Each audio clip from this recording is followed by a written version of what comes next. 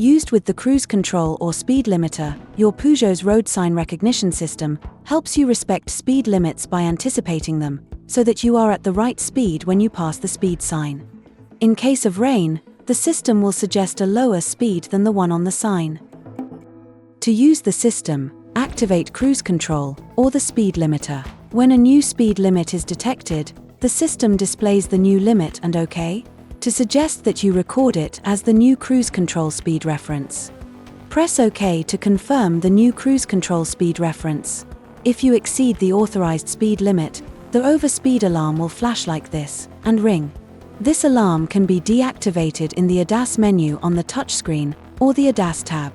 This speed monitoring alert will automatically be reactivated when the vehicle is next started.